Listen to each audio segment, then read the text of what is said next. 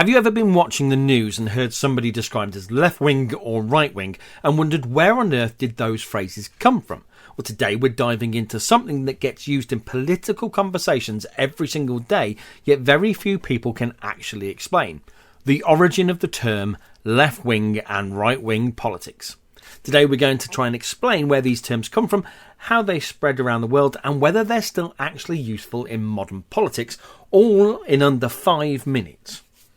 First, let's just remind ourselves what we mean by these labels in modern British politics.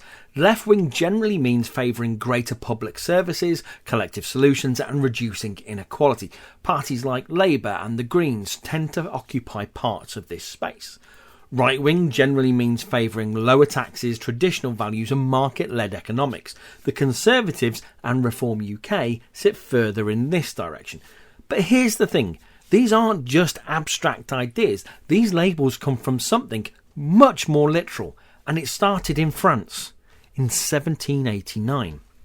Now, it's the summer of 1789, the French Revolution is underway, the Bastille has just been stormed, and France's National Assembly has gathered to write a new constitution for the country. The single biggest question on the table: how much power should King Louis XVI be allowed to keep? And specifically, should he have an absolute veto, the power to block any law the Assembly passed? And as the debate raged, something very physical happened. Those who wanted the king to keep his absolute veto, the traditionalists, the aristocrats, the supporters of the monarchy, took their seats to the right of the President of the Assembly. Those who wanted to limit the king's power, the reformers, the radicals, the revolutionaries, sat to the left. Right side tradition, left side change. It was at that moment quite literally a seating arrangement. In fact, one nobleman of the time, a baron who sat on the right, wrote, "I tried to sit in different parts of the hall so as to remain more the master of my opinion, but I was compelled to abandon the left, or else be condemned always to vote alone." The newspapers covering the National Assembly started using these terms almost immediately, and within just a few years the left and the right had entered everyday political language across France.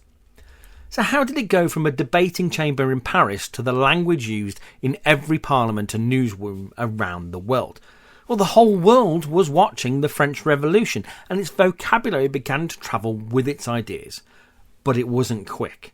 Historians note it took more than 75 years for left and right to become the primary categories of political identity across Europe. In Russia, the Bolsheviks, who were deeply inspired by the French Revolution, adopted the terminology enthusiastically. Being described as left or right of the Communist Party line could define your political fate. In the turbulent interwar years of the 1920s and 1930s, as Europe wrestled with fascism, communism and the collapse of liberal democracy, left and right were everywhere. In Britain, the terms arrived more gradually, but by the mid-20th century they were firmly embedded in political reporting, political debate and everyday conversation. So 236 years on, are these terms still actually useful? And that's a fair question. And the honest answer is partly. The original idea, tradition and stability on the right, reform and change on the left, still broadly holds. And as a quick shorthand, it helps us understand where parties broadly stand. But modern politics is more complicated than a single left to right line. Today we often talk about a second dimension, authoritarian versus libertarian. This is why two parties might both claim to speak for ordinary working people, yet sit on opposite ends of the political spectrum. And in modern Britain, most voters don't neatly fit at all.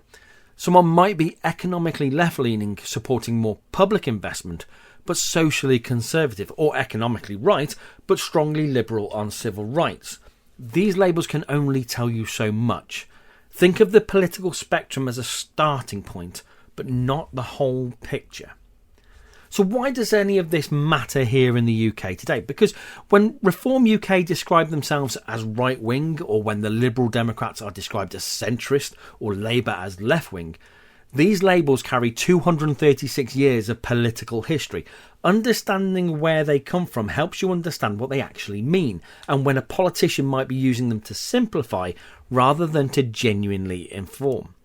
A seating plan in a French debating chamber gave us the language we still use to describe British politics today. That's worth knowing. So there you have it, the origin of the left wing and right wing politics explained in less than 5 minutes. If this was useful, give it a like. It really does help more people find us, and subscribe for more plain English explainers on how politics actually works. And if you have a suggestion for a topic you would like to see me cover, let me know in the comments below. Thanks very much, and we'll see you on the next one.